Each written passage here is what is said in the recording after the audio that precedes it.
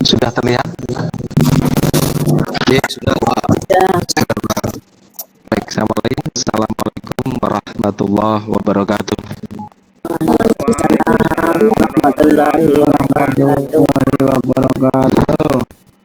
Selamat siang anak-anakku semuanya. Sehat semua ya? Ya, Baik, panas Pak.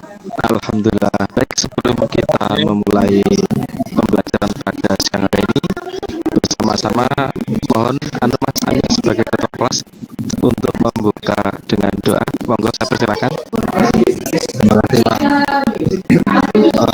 Kawan-kawan semuanya, sebelum kita mengawali kegiatan pembelajaran pada siang hari ini, langkahnya kita mulai dengan berdoa. Doa dengan seperti biasa. Bismillahirrahmanirrahim. Raditu billahi rabban wa bil islami dinan wa bi Muhammadin nabiyyan wa rasulah. Rabbi zidni ilma warzuqni fahma. Amin. Doa selesai. Baik, terima kasih Mas Amir sebagai ketua kelas sudah membuka dengan doa. Dan untuk melengkapi doa pada siang hari ini, bersama-sama kita membaca suratul Fatihah agar pembelajaran kita pada siang hari ini diberkahi oleh Allah. Liridhailah wa li syafaati Rasulullah. Al-Fatihah. Bismillahirrahmanirrahim.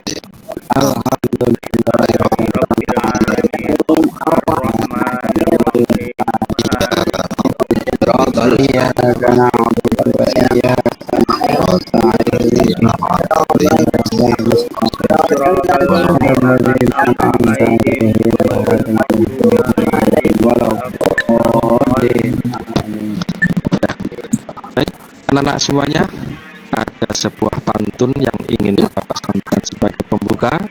Negeri kincir namanya Belanda, bentuknya naga.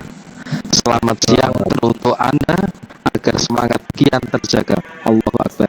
Nah, baik, sebelumnya saya absen dulu kehadiran kalian pada pembelajaran siang hari ini. Yang pertama, saya absen dari abjad A. Mas Amir hadir. Mas Amir hadir, alhamdulillah. Mas Hafid hadir. Hadir Pak, hadir. Mas Syahril hadir.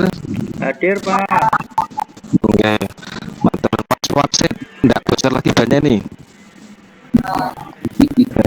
Hadir Pak, hadir. Hadir, alhamdulillah. Mas Wasit hadir. Iya, Mas Puput hadir, alhamdulillah. Mbak Nurul Hadir Pak. alhamdulillah. Mbak Marumah Hadir Pak. alhamdulillah. Mbak Tri Fatma Hadir Pak Guru. alhamdulillah. Sudah saya panggil semua ya, ini insya Allah ya. Pak, oh ya, sebelum memulai KPM coba diperiksa dulu apakah bajunya sudah rapi, bajunya barangkali kesiapan duduknya dalam bersiap pembelajaran apakah sudah rapi semua. Kalau sudah, langsung kita mulai. Mohon izin Pak Guru. Mau ke Gimana, belakang Mas dulu. Syahril? Oh iya, silakan. Saya coba dulu. Lagi. Ya, baik, anak-anak, sebelum mulai saya berangkat dari sebuah cerita motivasi. Begini, pada tahun 1995 ada orang tokoh dari Indonesia yang kemarin sudah disampaikan oleh Pak Bu tentang seorang tokoh yang berhasil dengan segudang prestasinya dalam bidang pesawat terbang. Itu namanya Profesor Dr. B.J. Habibie. Beliau waktu itu punya semacam semboyan bahwa menjadi seorang Muslim Indonesia itu harus mempunyai 3 prinsip. Yang pertama, otaknya berotak Jerman, lalu hatinya berhati Batak, lalu yang ketiga kepribadian bangsa Indonesia. Dari segala motivasi ini, kita seperti diajak kembali menekankan bahwa sebagai seorang Muslim, kita mestinya mampu tampil di muka bumi ini sebagai percontohan, sebagai generasi percontohan. Karena apa? Karena pada tahun yang lalu, pada beberapa tahun yang lalu, kita telah menjadi sebuah percontohan dunia sebagai generasi terbaik yang telah mengawali dunia dengan kemajuan ilmu pengetahuannya. Nah, pada kaitan dengan materi ini, saya akan mengajak Anda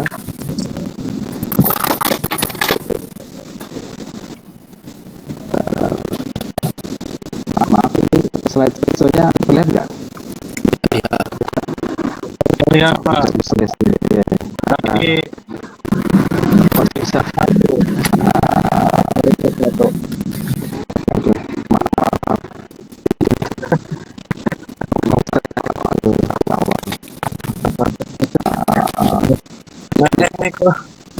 Ini Klik saja Pak. Klik 2 kali. klik 2 kali di apa ya, Pak? Ya, di situ sembarang.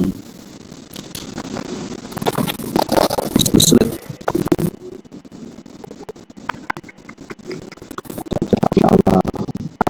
Anak-anak ini Ya, ada sedikit error.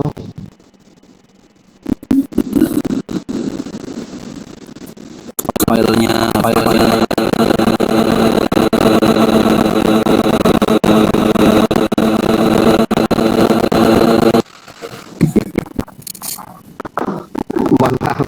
Mohon maaf Pak. Oke Pak. Iya. Saya kaget.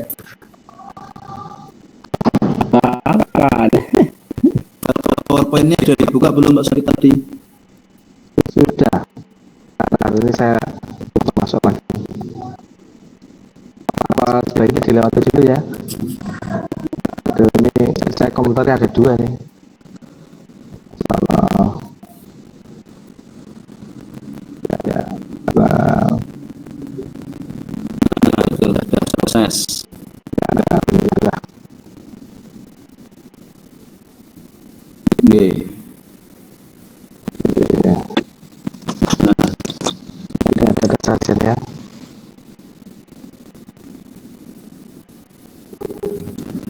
Sudah. Sampun. Oke. Aman ya? Oke, alhamdulillah. Tapi kok belum bisa digeser ya? Nggak bisa. ini yang presentasi saya Pak. Oh, yang presentasi Pak Bud ya? Iya, saya bantu. Oh, iya. Baik. Dimulai dari awal Pak Puput, Mas Puput. Minta tolong. Iya. Nah, setelah ini.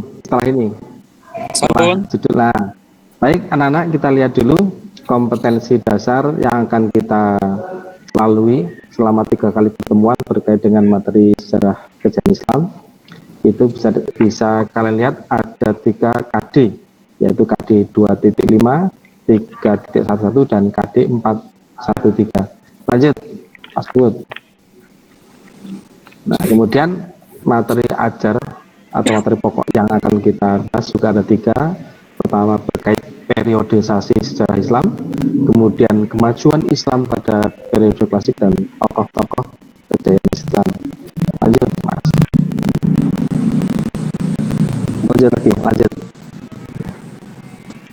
Lanjut. Nah, sementara berkait dengan indikator dulu. Ada 4 indikator, bisa kalian baca. Ada 4 mendeskripsikan, menjelaskan hikmah dan menampilkan semangat. Lanjut. Nah, mengenai tujuan pembelajaran itu pun ada 4. 1. Mendeskripsikan perkembangan peradaban Islam, menjelaskan faktor-faktor yang mempengaruhi kejayaan umat Islam, menjelaskan hikmah dari perkembangan Islam, dan menampilkan sikap semangat menumbuh kembang mengembangkan ilmu pengetahuan. Lanjut, Mas. Nah, terkait dengan peta konsep, terkait dengan materi sejarah budaya Islam ini bisa dilihat di slide, di mana mohon maaf, ini ada sedikit kesalahan slide. Sebenarnya slide yang kami tampil bukan perkembangan Islam pada masa modern, langsung saja. Baik, sebagai awalan pada kegiatan belajar kali ini untuk memancing wacana berpikir Anda, coba diamati dulu. Silahkan setelah melihat gambar ini, kira-kira apakah yang muncul dalam benak kalian terhadap situasi tersebut. Silakan Mbak Marhumah barangkali akan memberikan tanggapannya. Oh ya Pak, gambar tersebut kalau menurut saya itu adalah gambar orang zaman dahulu, tetapi dia sepertinya ahli ilmu Pak. Ya. Kemudian mereka memegang buku-buku seperti itu. Bagus sekali jawaban dari Mbak Marhumah. Benar bahwa dari gambar tersebut adalah suasana tentang masa lalu, masa di mana umat Islam mengalami kejayaan dalam ilmu pengetahuan, di mana kehidupan para ulama itu disebutkan dengan hal-hal yang berkait dengan ilmu, apakah membaca, meneliti, melakukan kajian-kajian dan sebagainya. Dan tidak bisa kita pungkiri bahwa saat itu memang umat Islam sangat maju. Kalau dilihat dari tampilan busananya, memang saat itu umat Islam pusat kemajuannya itu ada di negara Arab, khususnya yaitu di Baghdad sebagai pusat Daulah Bani Abbasiyah. Kita bisa melihat pada masa tersebut banyak sekali penemuan-penemuan yang dihasilkan oleh para ulama atau ilmuwan tersebut. Bisa kita lanjut, Mas Bud? Nah, baik. Setelah ini kita lanjut dengan bagaimana kita melihat situasi berikut ini. Pada poin membuka relung hati, coba saya minta Mas Amir coba disimpulkan dari relung hati berupa tiga pendapat intelektual atau tokoh barat ini, apa yang bisa Anda simpulkan, Mas Amir? Ya, terima kasih Pak Guru. Setelah saya baca dan saya coba untuk menganalisa pertanyaan tersebut, maka bahwa pernyataan tersebut menggambarkan bahwa siapapun sesungguhnya tak akan bisa mengelak untuk mengakui keagungan peradaban Islam pada masa lalu dan sumbangsihnya bagi dunia, termasuk dunia barat, yang denyutnya itu masih terasa hingga sampai hari ini, Pak. Kemudian meski banyak ditutup-tutupi bahwa pengaruh peradaban Islam terhadap kemajuan barat saat ini itu sesuatu hal yang sangat nyata dan tampak. Seperti itu, Pak. Ya, luar biasa sekali pendapat dari Mas Amir terkait dengan membuka relung hati.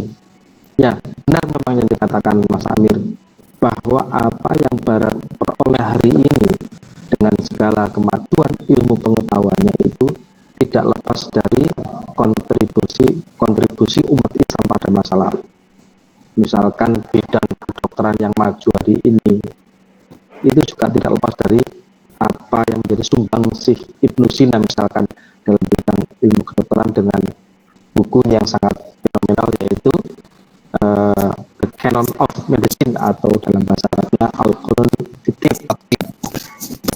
Ya, kemudian ada lagi sumbangsih dalam bidang ilmu sosiologi, bagaimana karya Muqaddimahnya Ibnu Khaldun mampu mewarnai perkembangan ilmu sosiologi hari ini. Dan kalau tidak salah, saya juga pernah mendengar, walaupun saya belum cek, Thomas Alva Edison itu bukanlah orang pertama yang menemukan lampu pijar. Kenapa? Karena teori listriknya itu konon sudah pernah ditemukan oleh Imam Al-Ghazali di dalam kitab Mushkatul Amal. Kalau nggak salah saya Pak, benar itu anak. Ya nanti bisa dilihat lagi. Baik, selanjutnya kita lanjut Mas Min, slide-nya. Lanjut. Nah, ada pertanyaan besar hari ini yang mesti menjadi pertanyaan bagi umat Islam. Lalu, dimanakah kejayaan itu saat ini? Kalau kita bisa melihat bagaimana perkembangan negara-negara Islam hari ini, boleh didata belum ada yang mampu menyaingi atau menandingi bangsa Barat. Kalaupun ada, ini bukan berarti saya mengiyakan ajaran secara akidah. Negara Iran itu menurut saya walaupun secara akidah bertentangan dengan keyakinan kita, secara ilmu pengetahuan, secara jaringan intelektualnya itu hari ini termasuk salah satu wakil kecil dari dominasi ilmu pengetahuan menghadapi Barat. Kita bisa lihat Iran yang diembargo oleh Amerika sekian tahun karena tetap mampu memproduksi kebutuhan masyarakatnya, bahkan memproduksi onderdil pesawat terbang yang tidak dikirimkan oleh Amerika. Iran hari ini masih mampu. Bahkan Iran itu adalah negara yang konon tidak memiliki hutang sehingga tidak mudah ditekan. Itu tidak lepas karena kemajuan ilmu pengetahuannya. Di sana, filsafat itu merupakan salah satu kajian yang sangat umum bagi masyarakat Iran. Itu menggambarkan sedikit bagaimana bahwa berkait dengan ilmu pengetahuan itu, filsafat merupakan salah satu pokok untuk menguasai ilmu pengetahuan. Lanjut. Nah, ada dua hal yang menjadi catatan kita pada saat ini. Pertama, bahwa Islam masa lalu yang gemilang, yang telah banyak mempengaruhi peradaban umat manusia di dunia ini, itu adalah sebuah fakta, sebuah realita. Dan belajar sejarah itu kan salah satu adalah mengurai fakta-fakta yang pernah terjadi. Dan yang kedua, bangkitlah generasi muda Islam sing-singkan dengan baju gapai kembali kejayaan Islam sebagaimana Islam pernah mengukir sejarah peradaban dunia ini. Itu artinya selain belajar sejarah itu untuk mengurai fakta apa yang pernah terjadi di masa lalu, yang kedua adalah mengambil hikmah apa yang membuat dulu kaum muslim begitu luar biasa mengembangkan kemajuan ilmu pengetahuannya sehingga bisa maju. Hari ini PR besar bagi kita umat Islam untuk kembali lagi mengambil tongkat estafet pemimpinan dunia dengan menguasai kembali ilmu pengetahuan. Lanjut, Mas. Ya. Selanjutnya ini ada kegiatan kelompok, di mana kelompok saya bagi menjadi 3. Nanti kelompok pertama dipimpin oleh Mbak Nurul. Ada pertanyaan, bisa dilihat runtuhnya peradaban Islam pada masa lalu dikarenakan mulai putarnya ketaatan pemeluknya kepada Sang Khalik, saling dengki dan serakah. Umat Islam tidak memiliki semangat untuk maju, ketaatannya kepada Allah dicampur adukan dengan khurafat dan takhayul, semangat untuk mengikuti taklid atau tidak dibarengi dengan kekritisan dalam semua hal. Inilah awal penyebab kemunduran umat Islam. Andaikan penyebab ini sekarang bisa diperbaiki, niscaya Islam akan mengulang masa kejayaan yang pernah diraih masa lalu. Jadi untuk kelompok 1, tayangan selanjutnya untuk kelompok 2. Nah, ini untuk kelompoknya Mas Hafid, ada sebuah pertanyaan, modernisasi telah mengglobal. Ini ditandai dengan berkembang pesatnya alat-alat telekomunikasi dan informasi. Modernisasi membuat jarak tidak menjadi hambatan. Secara sadar berdampak pada dua hal. Di satu sisi, kecanggihan alat telekomunikasi dan informasi mempermudah aktivitas manusia, tetapi di sisi lain mempermudah pula untuk melakukan tindak kejahatan. Hal ini sebenarnya menuntut adanya bangunan moral yang kokoh. Ini untuk kelompoknya Mas Habib. Lalu kelompok 3, ini kelompoknya Mbak Trifatma. Ada soal ada sebuah fenomena perpustakaan sekolah sebagai jantung peradaban tidak banyak dikunjungi karena terlena dengan mainan baru berupa alat komunikasi seperti handphone.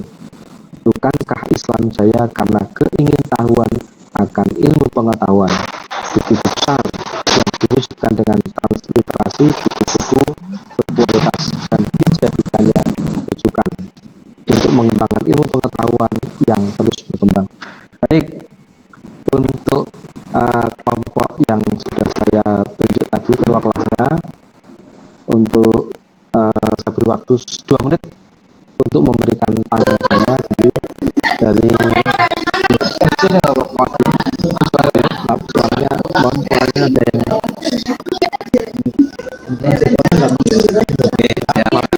suaranya ada yang suaranya mungkin dari kelompok satu dulu, dari dulu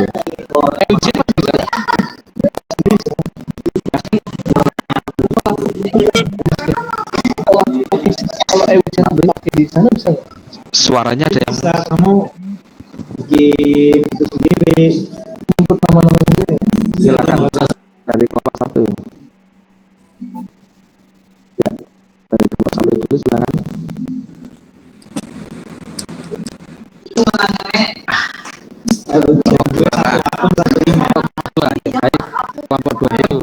Kelompok 2 yang dipimpin oleh Mas Hafid memberikan tanggapannya. Silakan Mas Hafid. Ya, Pak Guru yang saya hormati, diskusi dan teman-teman hasil dari pertanyaan kelompok 2 itu bangunan moral yang untuk menghadapi gempuran kemajuan di era milenial saat ini adalah dengan memperkuat agama kita, dengan menegakkan keimanan kepada Allah serta syariatnya serta menjauhi larangannya. Jadi iman kita yang harus diperkuat. Terima kasih Pak. Ya, luar biasa. Tepuk tangan untuk Mas Put sebagai ketua kelompok 2 yang telah menyampaikan jawabannya. Iya. Menit lagi Pak. Baik, kelompok 1. Mbak Nurul atau Mbak Trifatma dulu boleh? Mbak Trifatma dulu. Kelompok 3 nggak apa-apa. Ya, kelompok 3 dulu nggak apa-apa. Silakan Mbak Trifatma. Apa Mbak Nurul ya, saya lupa ini. Mbak Nurul masih di-unmute itunya, mikrofonnya masih ter-unmute. Ya, Saya kemarin ke bagian kelompok 3, Pak. oh iya, monggo. Pak Guru, Pak, iya. Ya, Ya, untuk perpustakaan itu tentang salah satu hal yang penting yang harus dimulai, yaitu tentang bangunan bagi kaum muslimin saat itu adalah pemanfaatan perpustakaan sebagai budaya ilmu. Dengan dikuasainya ilmu pengetahuan, maka untuk pintu kemajuan sebuah peradaban akan nampak di depan. Dengan terkuasainya ilmu pengetahuan, maka dunia akan mendapat pegangan dari kaum muslimin. bagus sekali jawaban dari Mbak Nurul sebagai kelompok 3. Ya, kita beri pos dulu. Untuk kelompok 1, silakan. Untuk kelompok 1, Mbak Trifatma Pak ya. Silakan Mbak Trifatma. Halo. Saya jawab aja Pak, kelompok 1 Pak. Oh, Pak Saril ya? Ye, Ya, monggo Pak Saril. Ya. untuk kelompok 1 jawabannya adalah pudarnya ketaatan pada Allah tidak memiliki semangat untuk maju yang bercampur pada munculnya khurafat dan tahayul serta ditambah pudarnya sikap kritis merupakan problem umat Islam saat ini. Padahal jika ingin maju, umat Islam harus kembali ke semangat awal sebagaimana dulu para pendahulu kita membangun kejayaan. Ini Pak. bagus sekali jawaban dari Mas Syahril sebagai wakil kelompok 1. Baiklah, anak semua, karena waktu sudah mendekati berakhir, sebagai kesimpulan pertemuan di awal sebelum pertemuan 2 dan 3, kita sudah bisa melihat bagaimana kepercayaan umat Islam pada zaman dahulu bisa kita terapkan pada hari ini dengan menimbulkan rasa semangat untuk membaca dan terus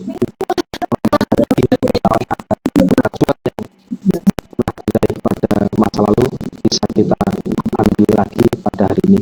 Baik anak-anak semuanya, terima kasih atas partisipasi kalian semuanya yang sudah mengikuti pembelajaran pada hari ini, dan mari kita tutup dahulu pembelajaran pada hari ini dengan bersama-sama membaca doa kafaratul majlis. Bismillahirrahmanirrahim. Subhanallahumma wa bihamdika asyhadu an la ilaha illa anta astaghfiruka wa atubu ilaik. Wassalamualaikum warahmatullahi wabarakatuh. Waalaikumsalam warahmatullahi wabarakatuh.